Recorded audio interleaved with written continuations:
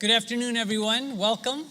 My name is Randy Van Wagner. I'm the president here at Mohawk Valley Community College, and it's a pleasure to welcome all of you to our Utica campus here in the beautiful Michael Schaefer Theater. And this afternoon, we're going to have some fun. We have a great special guest with us, and thank you all for coming out for this. Our guest speaker, featured speaker, and guest.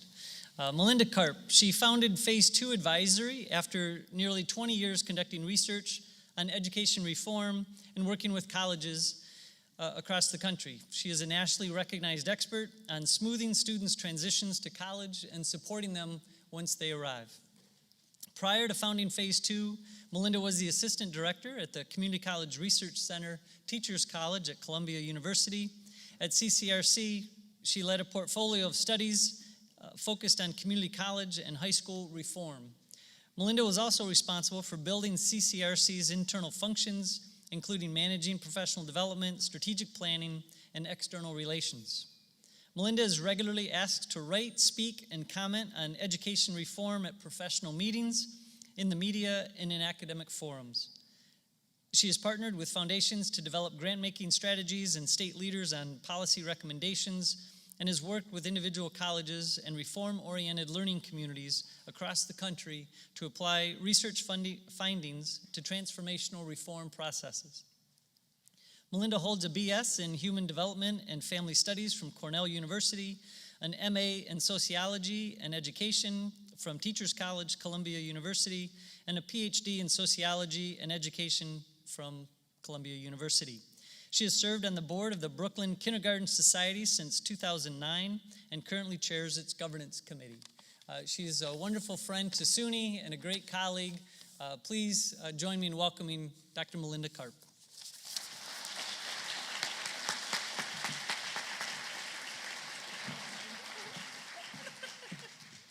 Thank you. I'm so glad to be here. I think a lot of you know that I am a native New Yorker. I just realized I need to change my bio. I no longer chair the governance committee of BKS because I was just exiled to Denver about 7 weeks ago, and I am really, really glad to be home. SUNY is my home. It is the higher ed system where I first learned about the power of higher education. It is the system that I hold dearest probably in my heart. MCC was the first community college I ever visited in Rochester where I grew up, so I am really happy to be here. The mountains are beautiful. I like the green of upstate New York, but don't tell anyone out there. So my task today, besides just being able to be home, is to set the stage for all of the ambitious work that you all are doing, particularly in the community colleges, but I do want to acknowledge that a lot of this work is also happening in four-year institutions at SUNY and elsewhere. This effort, many of you know, but I'm not going to assume that all of you do, is known as Guided Pathways. And really what it is about taking what works within higher ed and making it better, okay? It's about doing the reform work not just for one set of students on a small scale, but doing it at scale for all students at all institutions. And this work is part of a national movement, I want you to know that, that's focused on using research to dramatically improve student experiences and outcomes in higher education. So my goal is to give you a brief overview of Guided Pathways, what it is, where it comes from, why it matters. Then I'm going to turn to one piece of the Guided Pathways model, which is the redesigning of how we support our students outside of the classroom so that they can be successful inside of the classroom. And for those of you who are here to attend the Institute tomorrow, that's what we'll be talking a lot about in detail. So once I've done that, I do want to actually talk about equity explicitly. That's a piece of the work that I think needs to be pulled out more. And then hopefully I won't talk so much that we don't have time for questions. But first, I want to give you a little context before we launch into the model itself. And that context it's a troubling, what I like to call contradiction. So institutions of public higher education, and particularly community colleges, are immensely critical institutions to our civil society, as I think you know because you are here. They're economic engines, they're social mobility engines, they are intergenerational social mobility engines. And yet, as we know, completion rates are low. For some institutions, embarrassingly so. Student debt is rising, often for the students who don't complete in particular. The public, depending on which survey you read, is beginning to doubt if college is even worth it.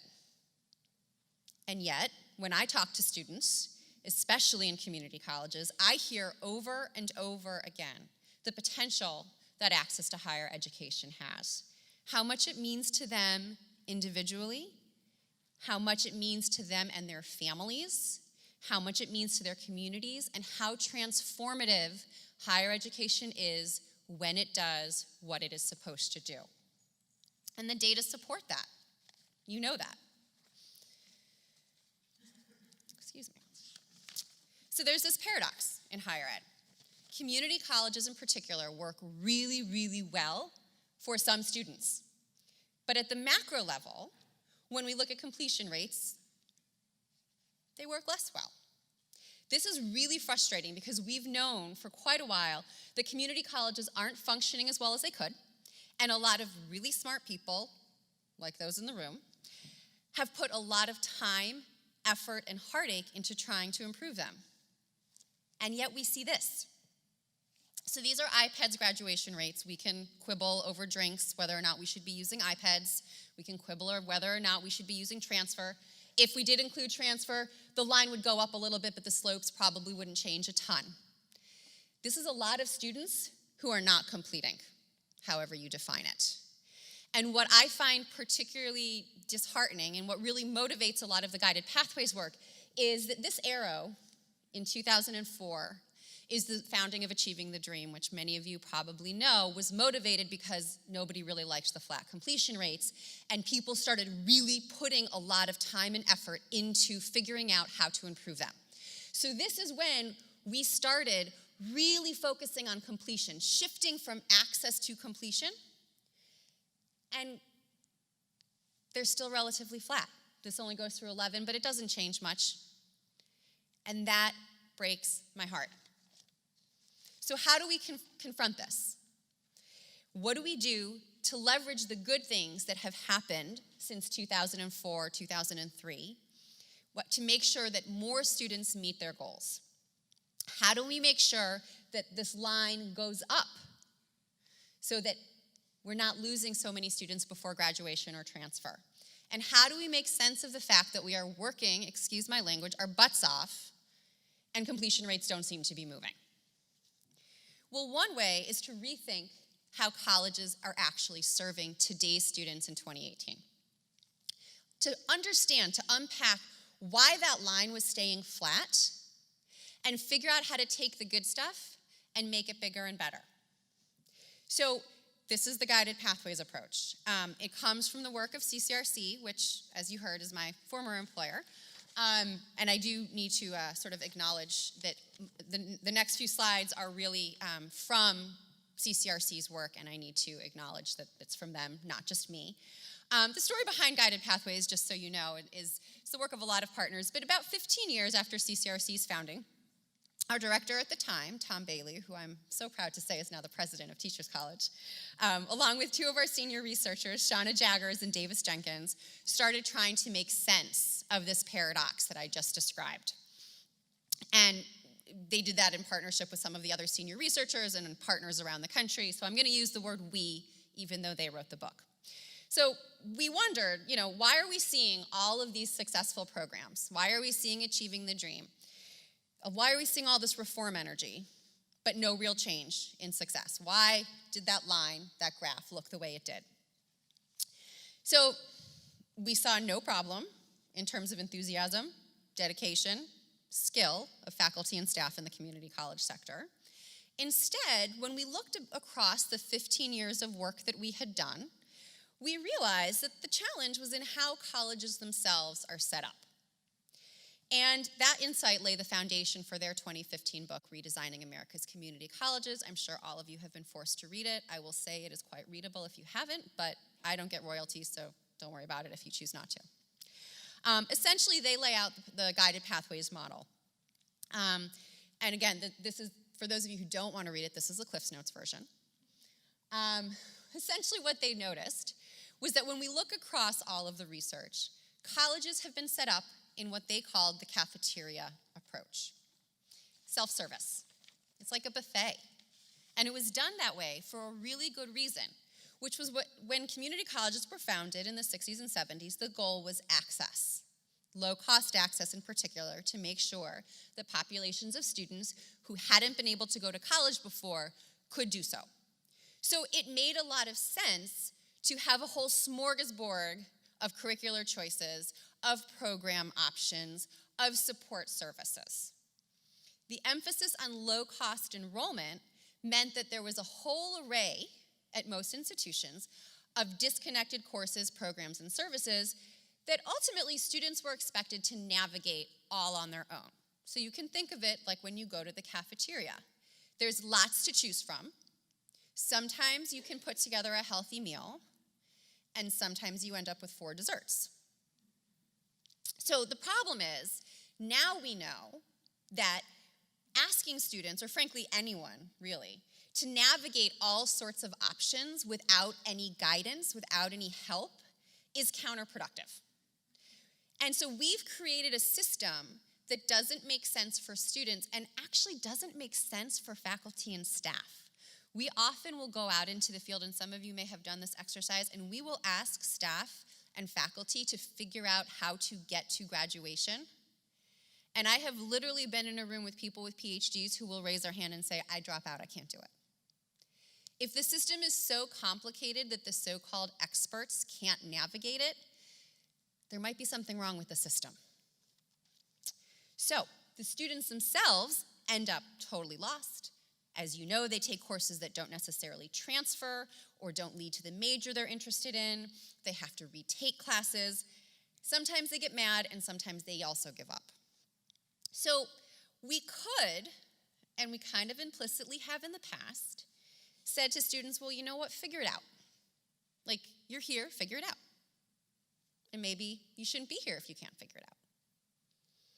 But that assumes that our students come to us with an array of implicit knowledge and support systems that's probably not available to many of them, that they may not know how to navigate this. Because if we as the professionals can't, why are we expecting that they can? Does that mean that we shouldn't be in higher ed? So, if the problem is the system, not the people trying to navigate it, then the implication is you need to change the system. So, in essence, what Tom, Shauna, and Davis argued was that the way we organize our programs, not very clearly and with a lot of options, the way we provide intake and support very quickly and often pretty hands-off, and the way we organize our instruction, which tends to be course by course rather than programmatically, is counterproductive. And then they propose an alternative, which is guided pathways. They build on research from behavioral economics, which says that there's this concept of choice architecture, which is if we structure choices, people can make better choices within that framework.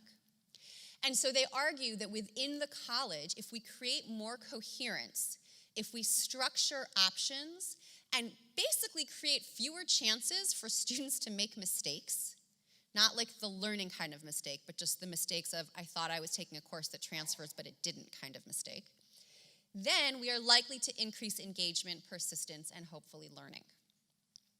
And they note that this cafeteria model shows up in 4 places, and therefore there are 4 areas upon which you can focus within your guided pathways work. Making clearer curricular paths, so making it obvious what to take when.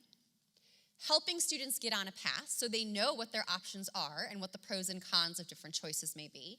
Keeping students on a path, knowing who's on and who's off so you can intervene in a timely manner. And making sure that they're learning in a coherent way that fits together. Because we know that if students are not given some sort of structure, they are likely to experience cognitive overload. And when you experience cognitive overload, you make bad choices or you give up.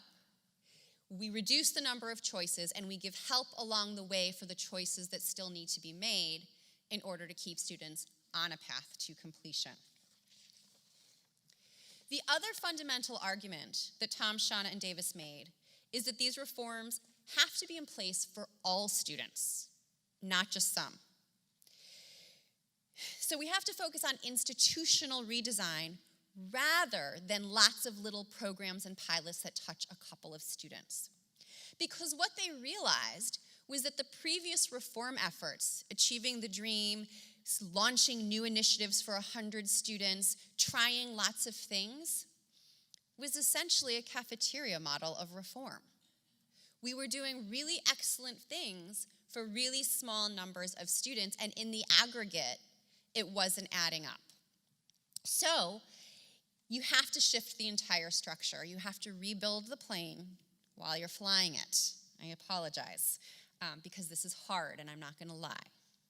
But Guided Pathways takes as its starting point the idea that reform needs to be a whole institution effort, not the effort of a couple of motivated, really hardworking people doing amazing things in pockets that never make those graphs change. So essentially, Guided Pathways argues for creating, as I said, coherency across programs, helping students make clear choices around program selection and course taking, and more closely monitoring them to make sure that they stay on their intended paths and learn what they need to learn. Critically, and this is really important because it's a good thing and a bad thing, is that it is not a recipe. It is a set of design principles with associated model practices that can be fit together for an institutional context. And that's really important, and I'm going to come back to this when we talk about student services redesign as well, because different campuses are going to enact this in different ways, and that's what makes this challenging, is to figure out how do you create that coherence in those 4 areas on your campus, but it also makes it relevant because we're not just adopting a recipe or a model. We're thinking through coherence for your organizational structure. These are actually from CCRC's newest report, which looks at guided pathways in Tennessee, which has been a leading state in doing guided pathways work. So this is qualitative work coming from CCRC's new report. It's a very long report. It's on their website. You can read the whole thing. Again, Cliff's Notes. I want to talk about what guided pathways looks like, and then I'm going to talk to you about what they found in Tennessee, because I'm kind of excited. So it's one of the things that's hard when you work on design principles is understanding what that looks like in practice. So I'm going to give you some examples. So this is actually from St. Petersburg College in Florida. Some of you, again, may have seen this before. If you've been to other institutes, St. Pete often comes up. The work of guided pathways very often starts by rethinking program structure. People often hear that and immediately like, oh my God, you're going to cut all our majors. And that's not actually what guided pathways says. What it says is to rethink how your long lists of majors are organized so that they meet the mental models of students. How can we take those programs and fit them together so that we can guide students? Because a lot of our students, it's interesting, a lot of our students come to us and they say they're undecided about what they want to study. But if you ask them, they can tell you, I'm really interested in the arts, or I'm really interested in business, or I'm really interested in health, or whatever. They may not be able to say, I want to major in business accounting versus marketing. But they can tell you they care about business and don't really care as much about arts and humanities. So when we think about guided pathways, one of the things that colleges often do is start to group together their programs of study in areas that make sense, right? So a student can say, okay, I'm interested in business. Here are some options for me. And they can you can guide them along their choice. Because then they don't have to know the difference between business, accounting, and marketing on day one. They can just start to say, okay, this is the space. And we can present it in a way that makes more intuitive sense, so they can start to see themselves within those programs. The other thing that St. Pete does is it starts to give, and it's hard to see all the way in the back, I'm sure, starts to give salary ranges. So again, giving more information to students about what the implications of their choices may be. Not saying you should only major in STEM because it's lucrative, but saying, here's the implication. Here's what happens in the labor market, in this community, if you make this choice. This work is typically done by faculty. to help figure out how it makes sense on their campus with their academic programs, what fits together. Some colleges call these meta majors, some colleges call these schools, some colleges call them programs of study. The term is less important than the notion that we're creating some structure out of what at many institutions is like a really long list that doesn't make sense to students. Once students select a major, and this is from Roane State in Tennessee. Again, I'm not expecting you to read this. It's just illustrative. Once you select your programs of study and your meta majors, you can start to drill down and use those to guide students' course taking. One of the things we hear from students over and over and over again is they thought they were taking courses that counted towards their major or to transfer, but oops, it didn't. Or oops, it's my last semester and I forgot I was supposed to take math. So one of the things that Guided Pathways encourages is giving students an ideal sequence of course taking that will get them to graduation. So if you take these courses in this order, you will get to graduation by your third spring. This is dental hygiene. It's probably taking a little longer. One of the things to note, if we go along with the cafeteria metaphor, is that this is not a required diet. This is like a prefix menu. So you'll note that there are green up here. If you could read this, which you can't, you would see that the green are actually suggested electives. And it says down here that you can talk to an advisor about other options. So we're not saying to students you should never explore.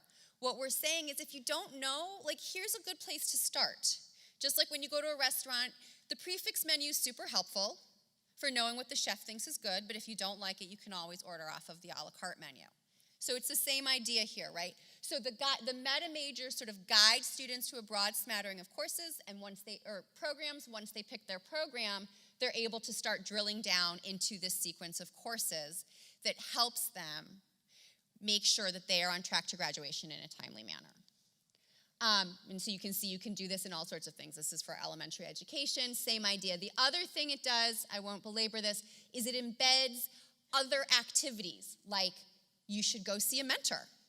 You should sign up for your certification exam. So all of the non-academic pieces of getting to completion or getting a job are also part of these plans. So students are nudged to do the things they need to do in a timely manner. And by the way, and I'll come back to this in a minute, you as staff and faculty will also know who's doing what they're supposed to do and who's not, which makes it a lot easier to figure out who needs to come see you and have some intervention and who doesn't. So this makes me happy. Because when Tom and Shauna and Davis wrote the book, this was all a hypothesis. We sort of took a look at what wasn't working and basically said, well, if we did the opposite, we should probably have better outcomes. But we didn't actually know. So these are hot off the presses findings from Tennessee, which, as I said, is a leader. These are different early momentum indicators. So if you've been following the research, we know that getting momentum early on is a very good leading indicator of completion down the line. So no matter how you measure it, whether it's earning college credit, attempting college credit, if you're a fan of 15 to finish or would rather prefer 12, we've got a metric for you. These are the cohorts of students in Tennessee. Guided Pathways was launched statewide 2013-2014, and look what happened in 2014. It went up. This is not causal, this is not final, but it is really exciting because it is early evidence that if you put the muscle behind this, you're going to start seeing potentially impacts on students' persistence, credit earning, early momentum. And we do know that early momentum is connected to later momentum and completion. So this is sort of the first really strong evidence we have that this is not just crazy talk, that the hard work is hopefully going to pay off.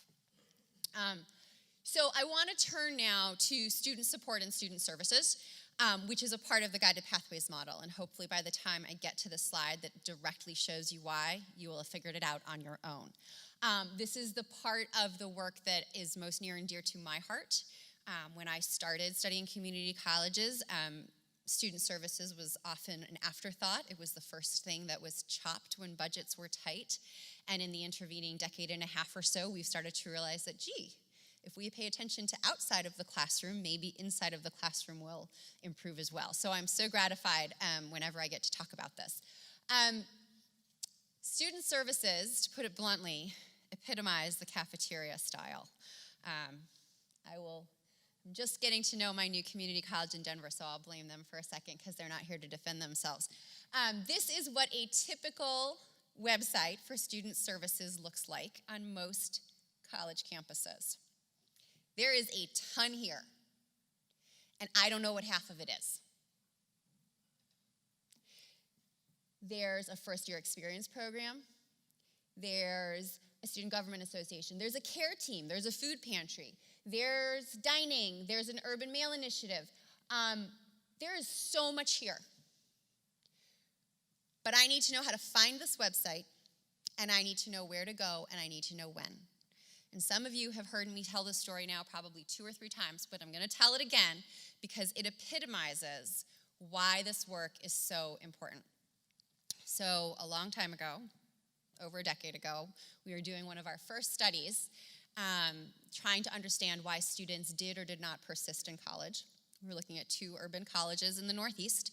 We talked to students their first year, and then we followed up with them about 6 months later, whether or not they had stuck around in college. We hunted down the students who did not persist. And one of the things we did was we walked them through all of these resources.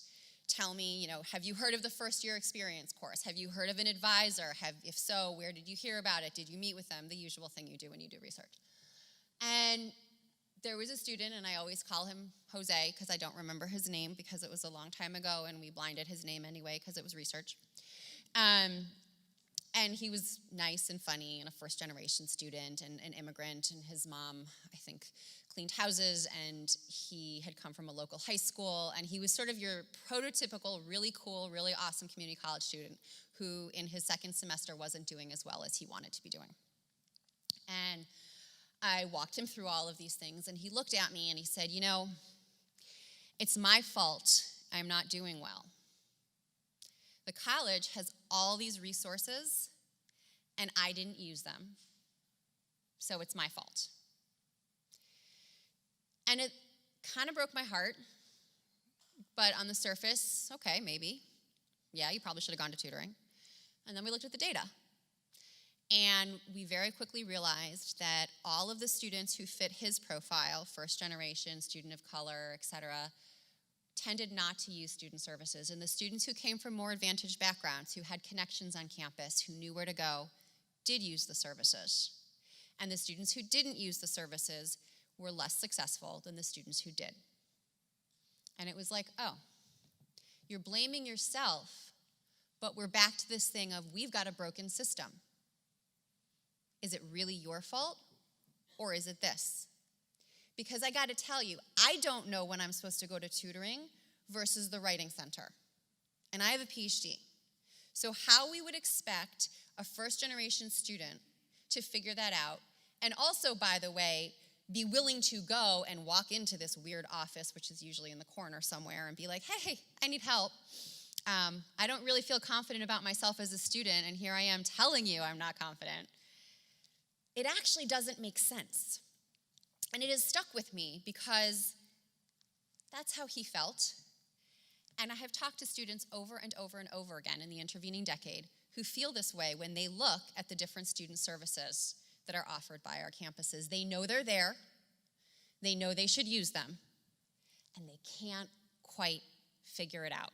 And we know from the data that if they could figure it out, it would help them immensely.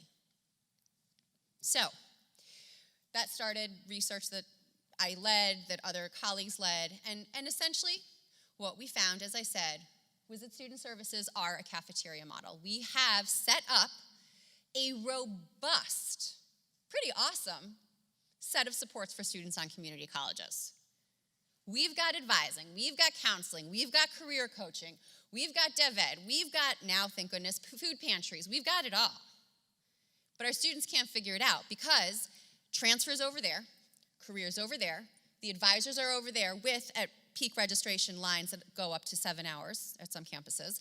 The food pantry, if we have one, is in the basement probably. Faculty advisors are in their offices, and sometimes they're around and sometimes they're not. And it doesn't make any sense. First of all, students do not like bouncing from office to office. You probably all know that.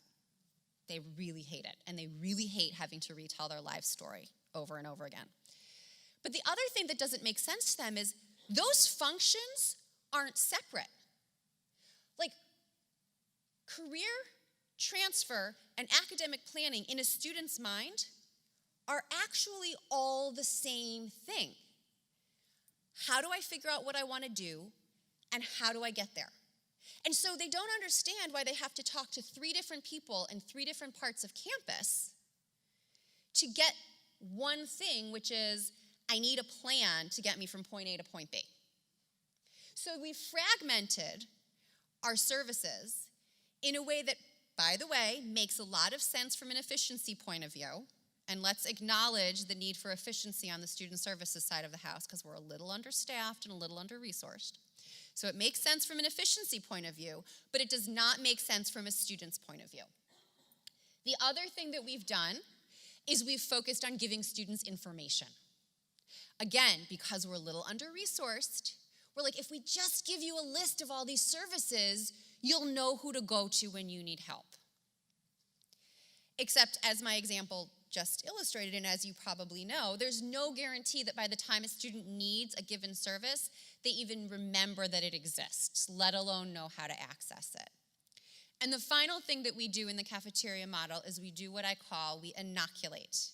We're like, okay, we don't have enough resources to give everybody in-depth support for 2 or 3 years. And we know that first-year experiences are super important. So we're just going to put all our muscle behind our first semester or our first-year students. And if we pay all of our attention to them, we're going to inoculate them against failure down the line. A number of you have heard me say this before, too. Student success is not the flu. You cannot inoculate yourself to completion. You can't, right? So we've set up these systems that don't make sense from a student's point of view and, frankly, from a pedagogical or student development point of view. So like guided pathways, Student Services Redesign has evidence of an alternative approach, which is basically take everything that doesn't work in the cafeteria model and flip it around to create coherence. I call it SIP. For a while it wasn't sticking, but I think I finally made fetch happen. This is SIP. It basically says there are 4 things that we know need to happen. Students need to have strong relationships, usually around information, but also around just feeling loved and welcomed and needed and seen and heard. We need to clarify their aspirations and help them understand how their aspirations connect to what's happening on campus, right? Because I may have to take a course that doesn't feel relevant, but if I know why it's in my program of study, I might actually stick it out. They need to develop college know-how. We need to acknowledge as a field that we have our own kind of crazy norms. This is a culture like any other culture. There are norms and unwritten rules in higher ed that we all take for granted because we work here, but a lot of students don't know them. And so we need to unmask those rules. That's college know-how. What does it mean to read a syllabus? What does it mean to ask for help in college as opposed to high school or the workplace? And then we need to make college life feasible. This one I stuck in 10 years ago because I knew it was important and there was no empirical evidence, and I am very grateful to people like Sarah Goldrick-Rab who have now shown that this is critical. If you cannot get to campus because your car broke down, you can't learn history. So until we pay attention to all the stuff that happens outside of students' lives, we will not be able to help them be as the best students they can be. So if you can do those 4 things, students are much more likely to stick around, feel supported, and stick around and persist. So the strategy, like I said, it's called SIP, is if you can figure out how to create support that is sustained, strategic, integrated, proactive, and personalized, you can figure out how to connect your students more clearly to campus, to you, and to learning. SIP, like guided pathways more broadly, is essentially a toolbox. You have things on your campus already that do this, either in pockets or in pieces. You may have a first-year seminar that starts to get at this. You may have coaches, but only for your EOF students. You may have a text system that nobody uses, but could be used for early alerts. All of these things can support the design of your SIP-focused student services, right? So it's like Guided Pathway, it's a set of design principles. What can you knit together to create a more supportive, integrated, and personalized environment for all students at scale?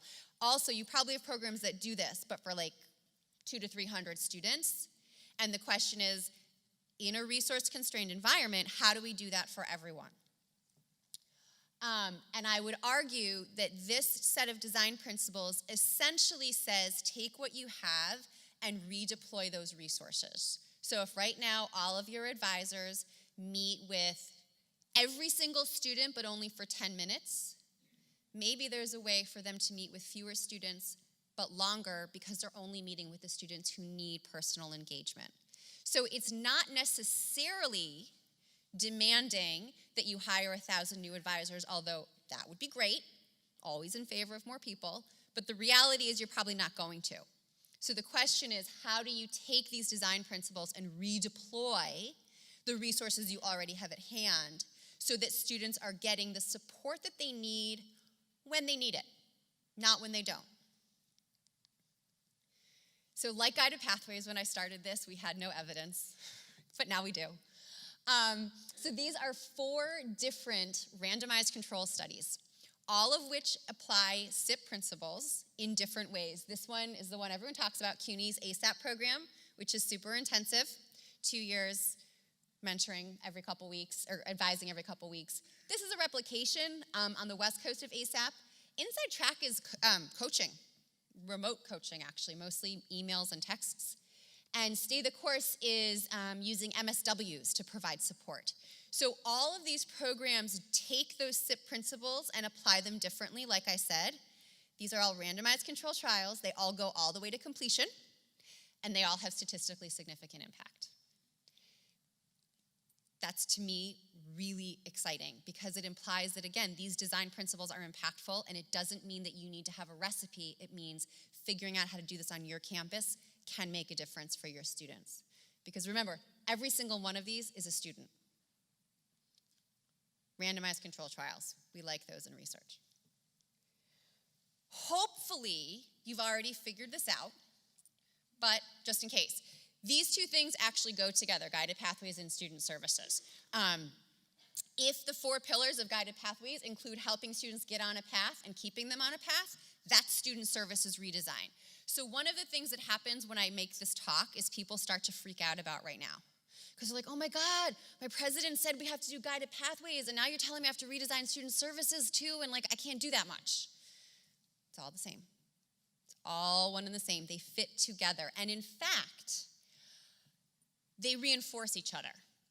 If you are doing Guided Pathways and you start doing things like program mapping, it makes your advising redesign a heck of a lot easier.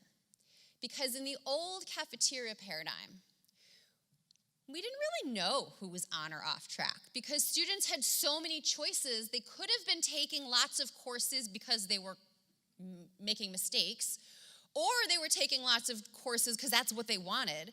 We just didn't know. We didn't know who was on track or who wasn't. So we had to meet with everybody for 10 minutes because we didn't know. With Guided Pathways, if you have students on a clear path, you will know who's on and off. And those students who are taking what they're supposed to take and met with, registered for their certification exam, your advisors may just need to shoot them an email that's like, rock on, which frees up time for the students who are clearly off path, right? So again, you're redeploying your resources. If you know that you have some students who are truly undecided, even within meta majors, then you know that your limited seats in a first-year experience course need to go to them, potentially, because part of this is getting them on a path. But those students who are super clear on what they want to major in, maybe they can do something else.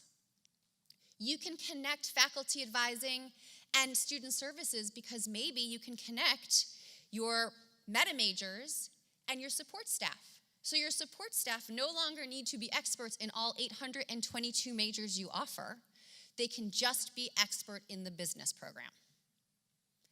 Lots of possibilities, but the point is there is an architecture here that Guided Pathways provides. So when you start to hyperventilate, feeling like you can't possibly give personalized advice to every student on campus, remember that you can if you redefine personalization and use the architecture of Guided Pathways. And so that's what we're going to be talking about over the next couple of days when we talk about onboarding, is how do you take this architecture and rethink what you have on campus to give students a clearer pathway, guide them through it, and then keep them on track. The final thing I want to talk about before we open this up for questions is equity. And I'm going to be really honest and transparent that up until about right now, this has not been something that we have talked about explicitly or that I have talked about explicitly. I think there are a lot of us in the field who felt like for a long time, well, of course we care about equity. That's why we're in this business. And we are focusing on improving community colleges, which is where most of our first generation students and our students of color go. So of course, this work has an equity component. And I will own right here, right now, that I was wrong with that. So I want to remind people that equity and equality are not the same thing. We can treat everyone equally and still not have equitable outcomes.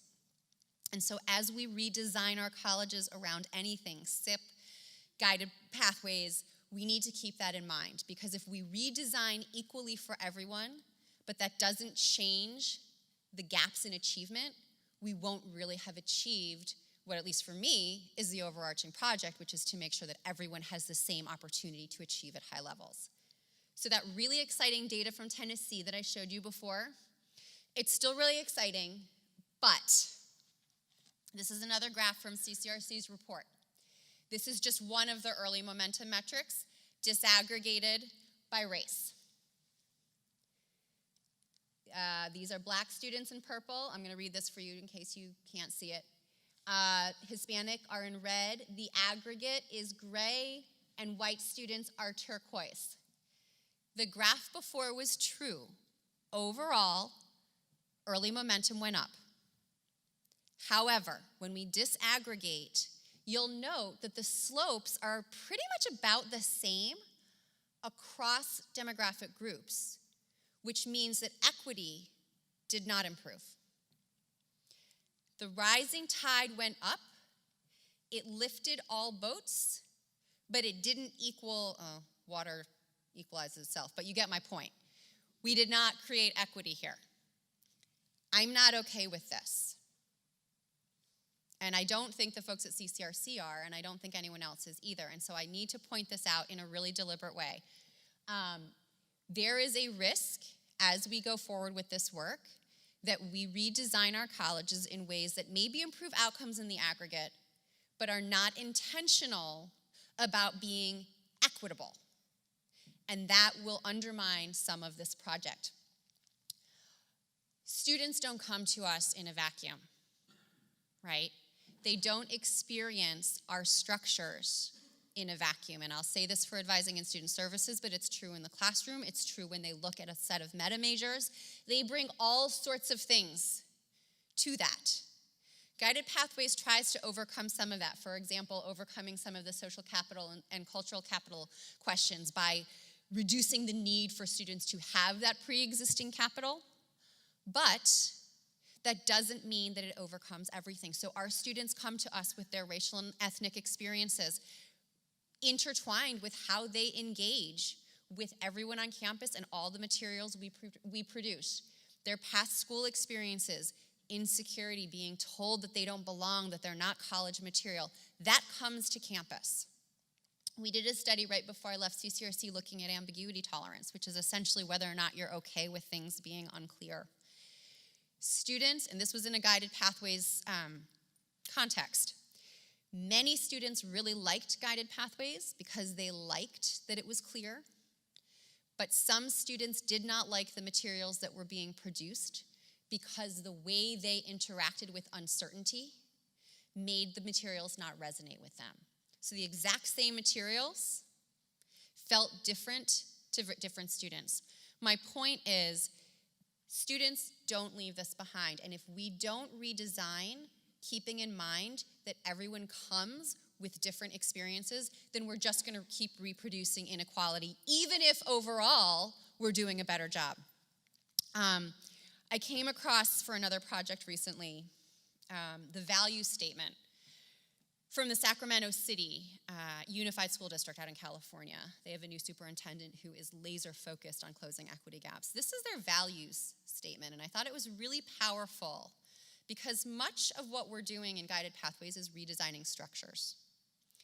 They say, we recognize that our system is inequitable by design, and we vigilantly work to confront and interrupt inequities that exist to level the playing field. Our system is inequitable by design, and his whole project is to break down that system, to redesign it, to make it more equitable. And so what I would put to you is, as you embark on your Guided Pathways work, thinking through how do you break down those inequities so that you don't recreate them or create new ones by accident is critical to this work. When it comes to student services, there are a couple of things about the SIP model that have a lot of potential for doing that, for breaking down those inequities, but only if we are attentive to them and only if we are thoughtful about the equitable or inequitable implications. So in SIP, these are the principles again, right? We know from previous research that our first generation students and our students of color are much less likely to ask for help than our majority students. Again, part of it is just like, if you've been told that you don't belong in college or you don't feel like you belong, why would you walk into a room and wave your arms and be like, you guys were right, I'm totally struggling? Like you wouldn't do that, right? So we know that the students who most need our help are the ones who are least likely to ask. So we have to integrate these supports in ways that feel not threatening, that feel normative. Everybody needs help sometimes, and are culturally responsive, right? So you can't.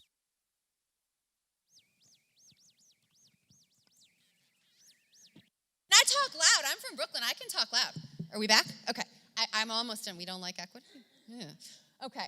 You can't just assume that the way you're structuring this work is going to reach everyone. You need to be really intentional about making this integrated into everyone's lives and being responsive to the fact that some students are going to feel really threatened by the process of asking for help.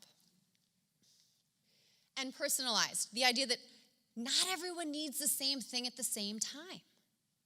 And that, again, is going to look different, certainly by just the arc of students' lives, and those are individual. And by the way, students don't want to be told that they're being intervened on because this is like a formula. Even if it is, they want to feel special. But there is also an element of this that needs to be responsive to the things that students come to campus with, whether that's their racial background, ethnic background, ambiguity tolerance. You cannot just assume that because someone is a second semester student, they need bleh. Different students need different things at different times. And so the notion of designing a system that is integrated and personalized can put some of these equity considerations up at the forefront if you put them there yourself. But we have to be deliberate about that work. I'm again going to be the first to own that this is, I think, a place that we still need to work through as a field. Just because we redesign around guided pathways doesn't automatically mean that we have done the equity work.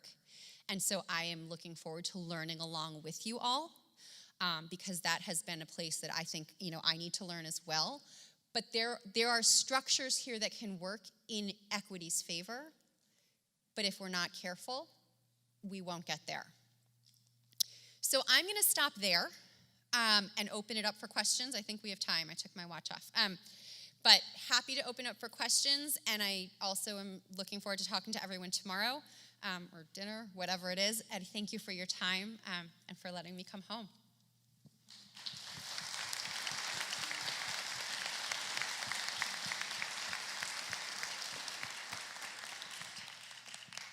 I've got a microphone here, so we're recording. If you wouldn't mind just saying your question in the microphone, that would be really helpful. Right here. Thank you very much, Melinda, for being here. My question has to do with helping students figure out their path early on. Some of the pushback we've received over the years is that some students aren't ready for it, and you're not being flexible enough or equitable enough because they're not ready to make that decision. And I don't know if there's any research or thoughts you have about that. So that's like probably one of the most common criticisms of the guided pathways model. And my first reaction is always, I do think most students are more ready than we give them credit for if they are guided. So again, most students, how many of you are here tomorrow? I'm going to tell the story now, but you have to promise to think that it's interesting tomorrow too.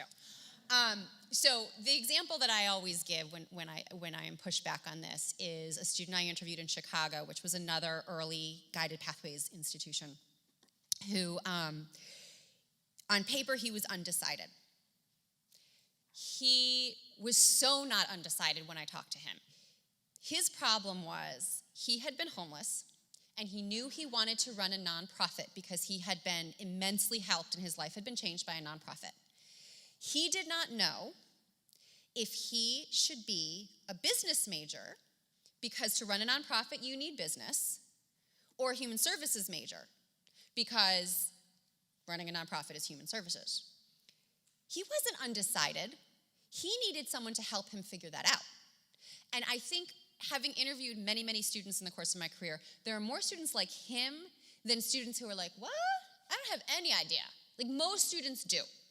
So the impetus is not on forcing a student to declare the day they walk onto campus a program of study.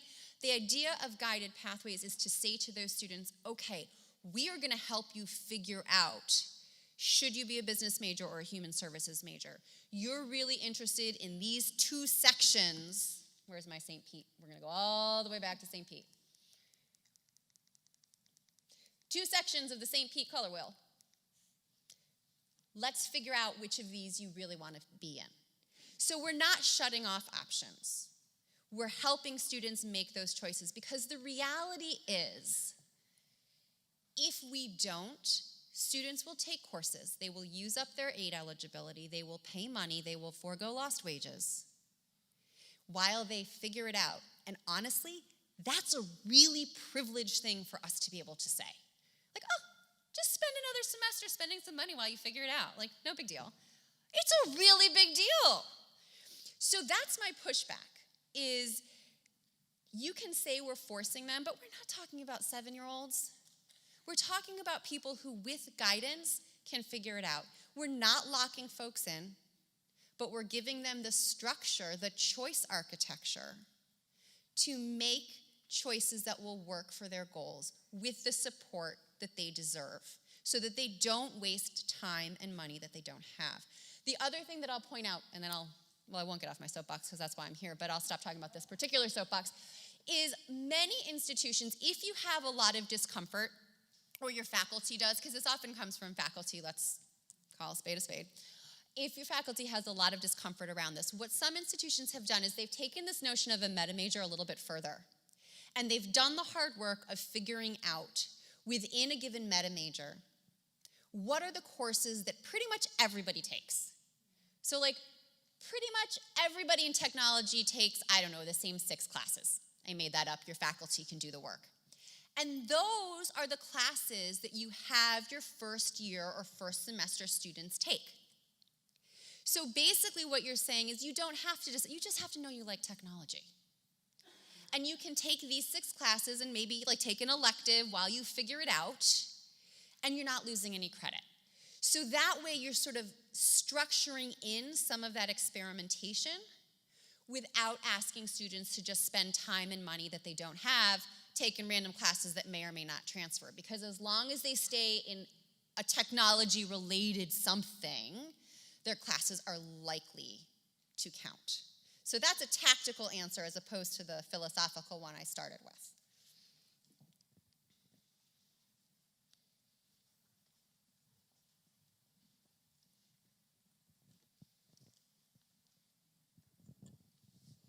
Hi.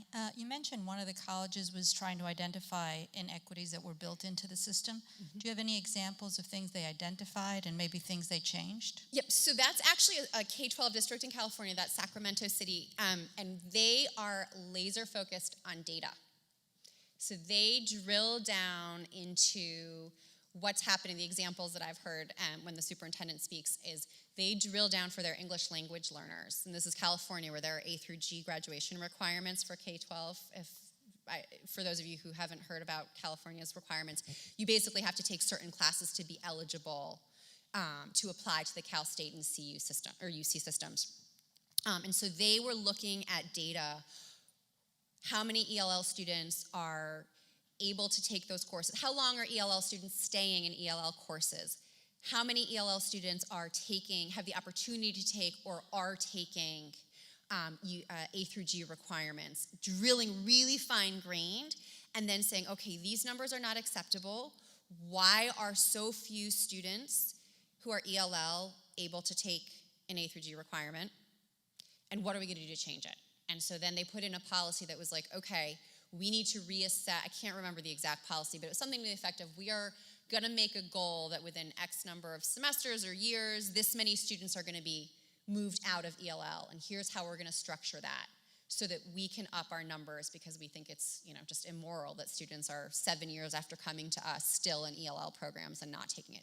So really, really thoughtful around the data, because what the data does is it pinpoints for you where might there be some structural inequalities. So, a great analog in the higher ed system is really what we did with DevEd, right? We started looking at those lost momentum frame points and realizing we were bleeding students, not because they couldn't do the DevEd courses, but because they just weren't coming back for the third DevEd course, and really drilling down into why. What is an alternative? This is an unacceptable thing. We need to figure out ways to get more students into college courses more quickly. So they start with the data. Hello. Up here. Up there you are. Sorry. Hi, I'm sorry. No, I'm like, for those schools that have engaged in pathways, is there an average regarding time? Yeah. Yeah, right? When a first student comes in there, every school has a different amount of time that they spend with the student. I wonder if it's longer, shorter. Do you have an average of the length of time an advisor is spending with the student the first time? I don't. That's a great question. What I'm seeing a lot of is, again, reframing what it means to spend time with an advisor at the beginning. So to what extent could you do group advising or use a first-year experience course?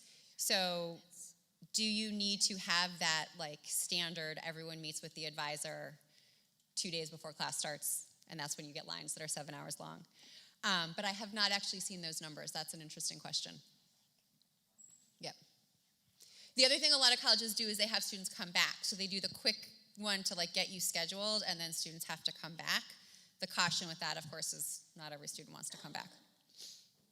Hi, yes. I just wanted to know, how deep into the strata of the history of a curriculum do we need to change in order to transform the cafeteria model into the guided pathways? So are you talking about curriculum in the classroom? I am, yes.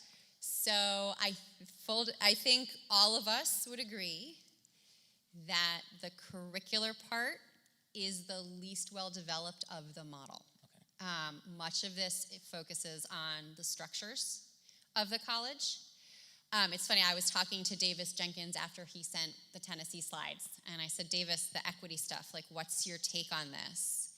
And his answer was actually, and it's not dissimilar to the argument that I just made around really paying attention to pieces of the equity work and the interpersonal stuff, was that so much of the early focus of guided pathway schools tends to be on the structures, that we haven't gotten to the pedagogy, and at the end of the day, that's what matters. I've made the same argument around student services.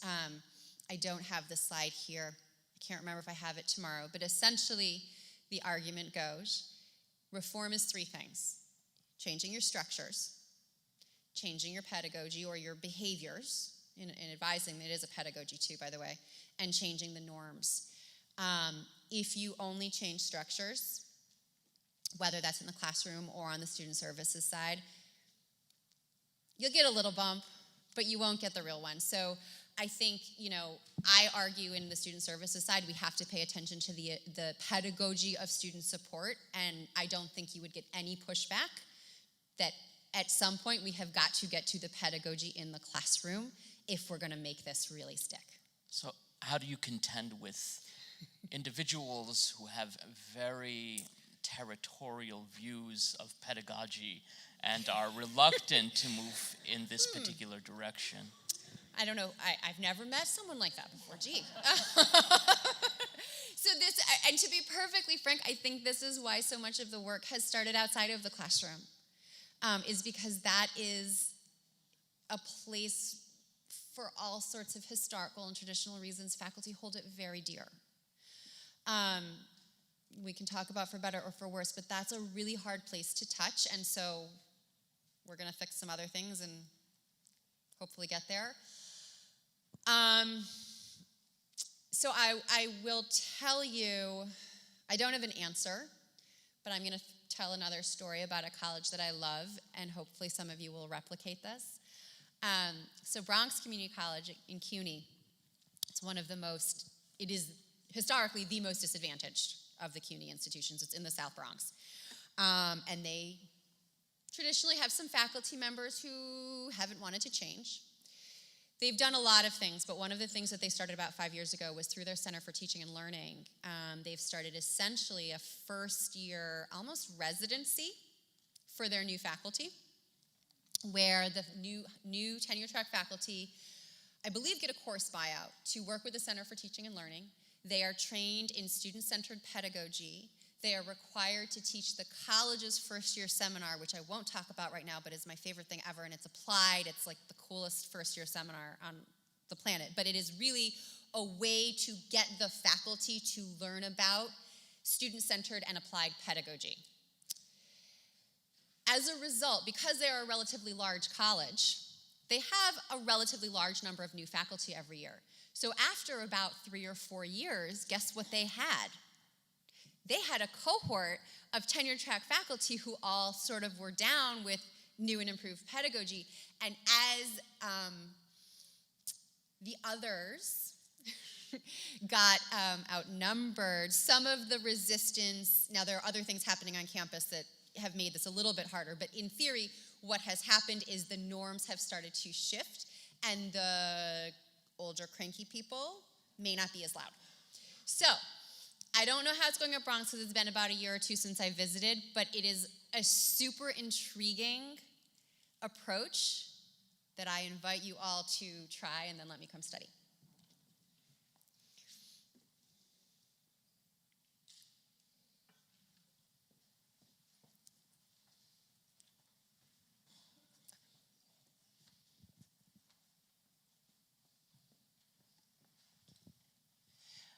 So my question surrounding some of the things you're saying about student services and integrating everything. It also relates to something I think about a lot, which is my 19-year-old daughter who has said to me recently, Mama, I am 19, but I still need help figuring out how to be an adult. And she needs that support. And I think that relates to a feeling that at least our students in the 18 to 20 year range all feel to some, level. But in that context, what I'm wondering is another piece of this not just integrating services, but teaching them how to not just utilize the services, but how to seek out services. So when they leave college and they go on to that first job, they've got that skill set to be able to learn how to seek help and where to go to get help. Absolutely. I think that's a huge piece of this. So one of the things, not here, but in other things I've written and spoken on, is we have, again, for all sorts of very good reasons, namely overwhelmed lines that are 7 hours long, devolved advising into a very procedural activity, right? Get students in, get them registered, get them out, make sure they have their financial aid, get them paid. That's not how advisors and student support personnel are trained. That's not why they got into it, but that's what has happened. Part of this work, in my mind, is, to the pedagogy point, actually, is to reframe advising and student services as part of the teaching and learning enterprise. So advising shifts from being a transactional thing that we do to get people registered and keep them on the path by taking the right course, to a pedagogical activity where we are teaching students metacognitive skills, problem-solving skills, in the context of an academic environment with someone who knows them. That has surprisingly been one of the hardest pieces of this, and I was shocked because I really had made this assumption that advisors would be psyched to use their skills, which they are, but I almost feel like it's been socialized out of many of our student services personnel because they function in this rapid fire, got to get you registered. Thinking about how do I reframe the 10 or 15 minutes that I have with a student. Now I've got a program plan, so I don't have to spend 7 minutes figuring out when English 101 meets. What do I do with those 7 minutes? Is a rethinking of using resources to exactly your point, which is that all this non-academic stuff is part of the academic enterprise. It's part of the student development enterprise, and we haven't had the resources or the time to do that work with our students. But in theory, as we have more program planning, as hopefully we have some more resources on the student services side, as we know more about what any given student needs because we've met them more than once, we can start to do that. And so much of this work is reframing the pedagogy of student services. I put this slide back up because this whole notion of developing college know-how and making college life feasible, a lot of that is the metacognitive stuff you're talking about. How do I self-diagnose when I need help? How do I ask for it appropriately in this context? How do I know where to go? We haven't had the luxury of giving that to our students. So much of this, in my end game, when I advocate for it, is that piece. But I do think the structures have to come first. It's really hard to do that in the cafeteria model. So you kind of need the redesign. And then you have to say, okay, now my support personnel have 7 extra minutes with students. What am I going to do with that? And we've seen colleges do things like create guiding questions, advising protocols, rethinking training, so that those 7 minutes or whatever they are used more effectively, to your point.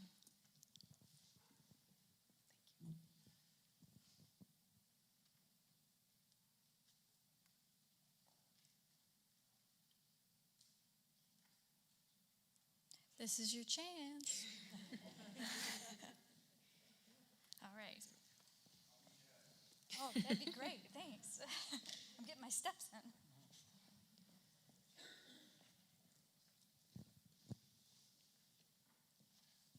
Thank you. Just a statement on the curriculum.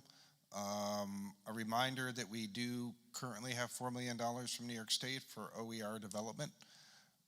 Unfortunately, the proposals are due from campuses to come in tomorrow.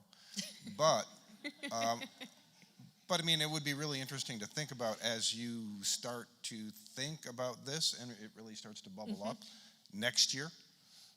Now would be a good time to actually start to put our heads together and say, how can we align next year's call with OER to align with the guided pathways work?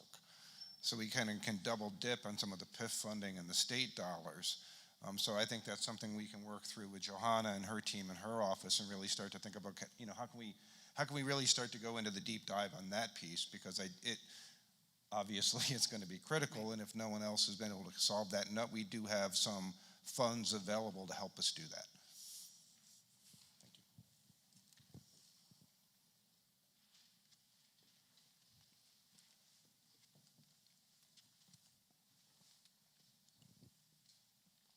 Thank you. I feel guilty for not having met you halfway. So this is just a kind of very quick question. What becomes the fate of, and again, I'm talking for the faculty end of the house here, of something like Gen Ed, which seems to be foundational to our notion of what a college and university should be in the guided pathways model? I think it's a great question. I don't think anyone is advocating to make Gen Ed go away. I don't think anyone is saying no one should ever study Shakespeare or philosophy. I think the argument is we need to make it a little bit more intentional. Some of that is state dependent, right? Some states are going to have more robust Gen Ed and transfer curricula than others. But again, no one is advocating for getting rid of lots and lots of programs. The question is, how do we make sure that they count towards something? So I don't have an answer other than I'd really like all college graduates to be able to think critically, and the liberal arts is one place where that definitely happens, right? So I would almost put it back to the faculty as saying, where does it fit in and why? Again, I come back to students in CTE programs absolutely should be engaged in Gen Ed, but they're gonna wonder why, right?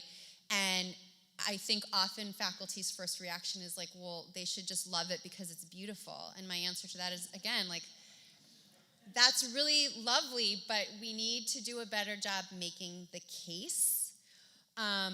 So no one's asking for it to go away. We're asking for it to kind of make a little bit more sense, first of all. I didn't put this slide up, but sometimes those Gen Ed requirements are completely incomprehensible.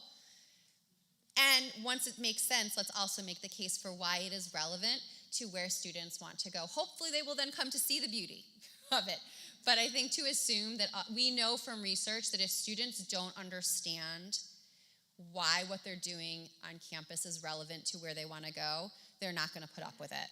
And you can say, well, they should, but I don't really think that's reasonable. So my answer is to sort of put it back to them, which is show us where it fits and why. We've got time for maybe 2 more questions.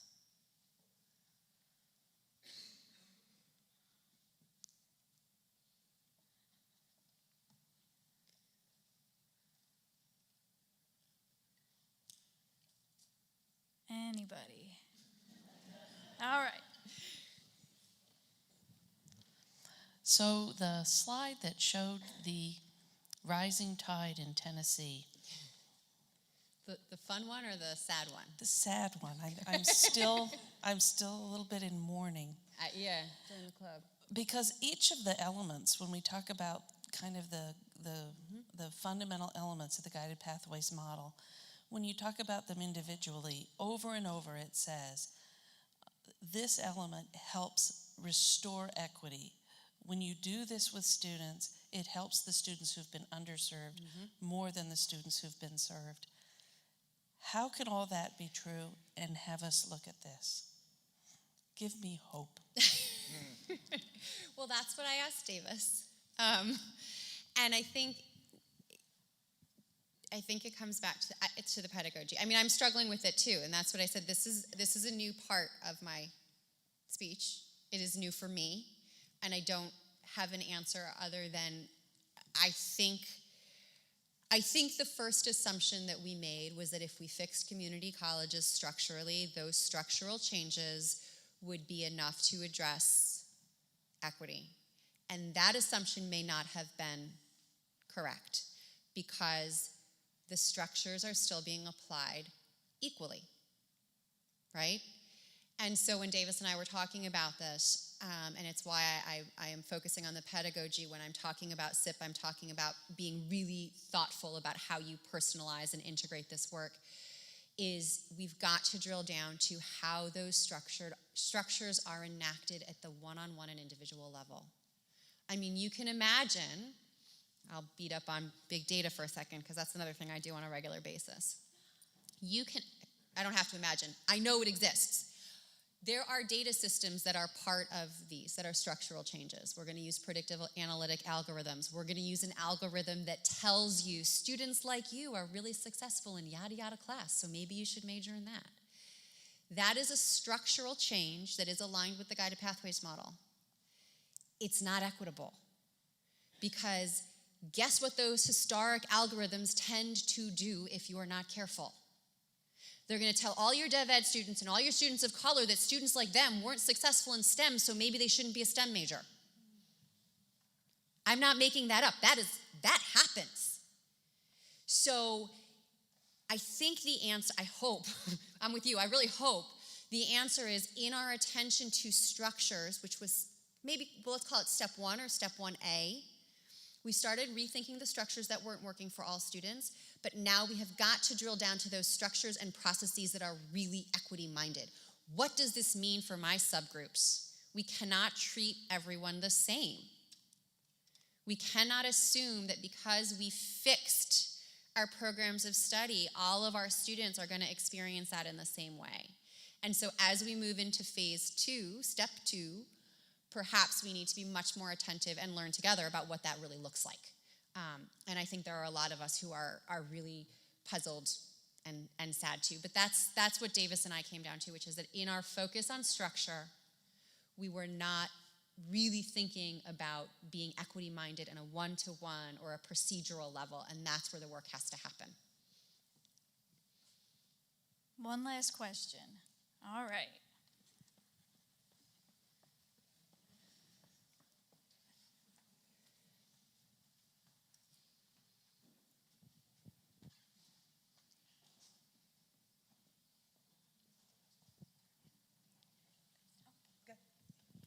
By the way, you were wonderful. Thank you. Thank you. I have to learn never to speak after Johanna does. It's sort of so anticlimactic. I was thinking about exactly this slide and the kinds of things that might lead to better understanding of where we are being inequitable. And so I'm wondering what your perspective is on the kinds of qualitative research which might help us to inform what it is that we count. So we count a lot of things. We don't necessarily know why we count them. And just because there are a lot of them doesn't mean they're important. For instance, die once, be born once, only once, but still important. So I'm wondering what you think about possibilities for qualitative research informing the kinds of things which lead to inequity. Yep. I think you need to talk to students. Look, that's what I did my entire career at CCRC. I think one of the things that I personally struggle with is how do we talk about race in particular when so many, and I'm going to put myself here and say I'm not the right person to do that research, but so many of our researchers are coming from advantaged backgrounds that I'm not sure we get the right answers. I don't sure we get the truthful answers, but I would want to know, how do students from different backgrounds experience a redesigned system? What does it really, so I go around the country advocating that every student needs a point person. No more of this handoff, because students tell us over and over again they don't like to retell their stories. Give them a point person, a coach, I don't care what you call them.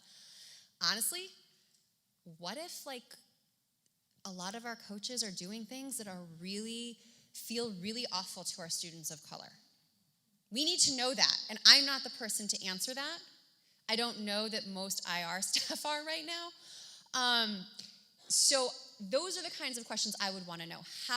Because my fundamental argument around guided pathways and the SIP redesign is it has to change how the organization feels for students.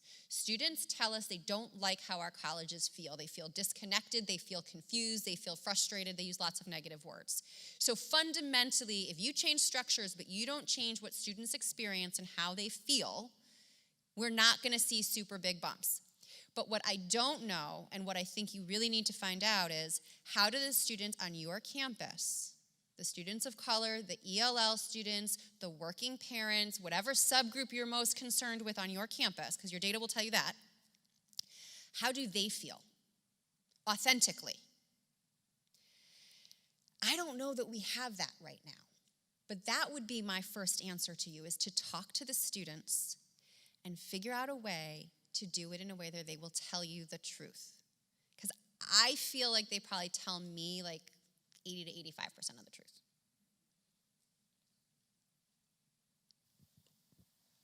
We got another question. Do we know if these are full-time or full-time and part-time? I think we do, but I can't remember. If I went back to the report, I could tell you. I think it's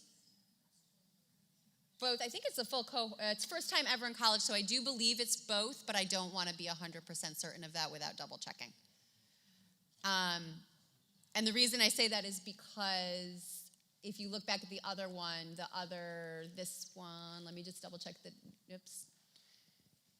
This is first time ever, and we have attempting 12, attempting 15. So it's everybody because it's a percentage of full-time. Yeah. So it's full and part-time, I'm pretty sure, but first time. So not returners, not dual enrollment, which is another thing we can talk about tomorrow, by the way. But it is on CCRC's website, and we should confirm that. Thank you. Yep. Can we go back to the slide that you the sad just... slide? Yeah. Nobody is. Oh, there we go. Yeah. Embedded between the slides that the lines we're seeing now, it'll be important to disaggregate every category. When you look at the structure and you look at the students where they are and where you're seeing the movement, and then the types of programs or courses they're taking and when they're interacting, the difficulty, is another deep dive that needs to occur when you look at this. And if you're going to attempt to do curricular or pedagogy or structural changes, we have to go back, because then in the aggregate, you may not see the movements between those lines. Percentages will be different in regards to the interventions. So it's going to be important for us to, as institutions, to go deeper down into that category to see exactly where the interventions are. And then to look beyond interventions, because part of it is programming and planning. So it'll be very important for us, for me and for my colleagues, to go further down into these categories and see exactly where those changes are happening or not happening. Yeah, absolutely. So this is aggregate at the institutional level to look at, just impacts for the system, but to the point of what do we need to study, you're absolutely right. When you get on your own campus, you want to drill down, and things like who are getting touch points, who are these students, how many of them are part-time is really critical, because that does what quantitative data does for us is starts to tell us where we need to shine a brighter light and where we need to do that qualitative deep dive, right? So yeah, this is system-wide aggregate level. It's not gonna tell you a whole lot about anything on if this were New York data, this wouldn't tell you a lot about your campus, but it would start to tell, it's already told us, oh God, we really need to look at equity. And now you have to bring it back to your campus and say, what does that mean for us? That's exactly right.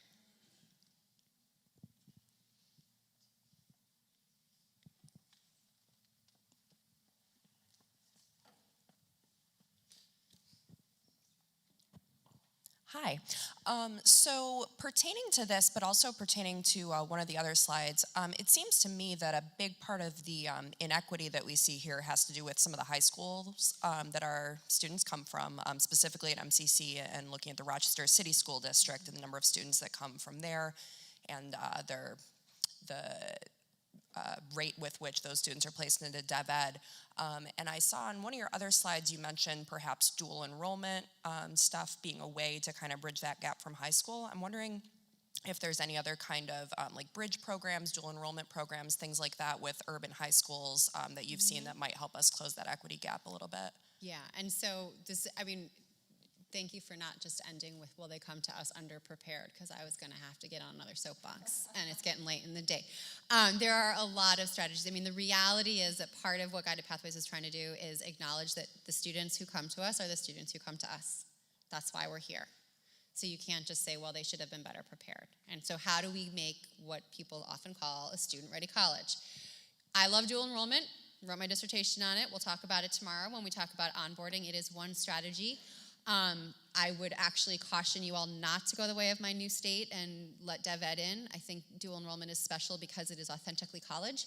But things like transitions courses, which empirically are not as promising as we had hoped, but I think when well done, have a lot of potential to bring students up to speed and have them, come to you ready for college level work, are promising.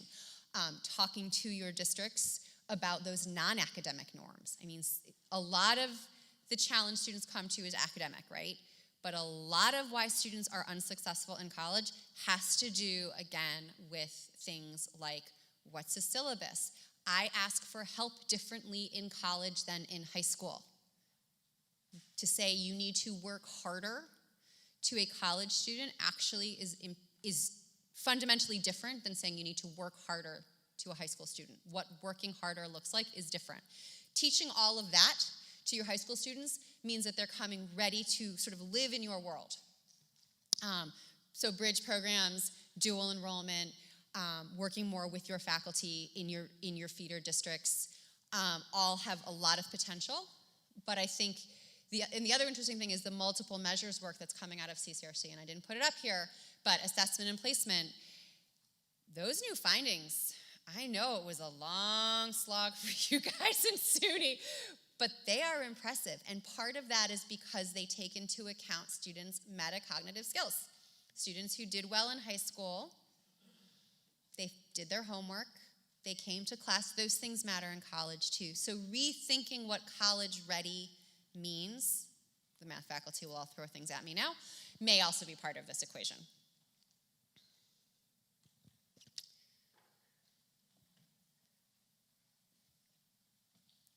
All right, we got one more question. One last one out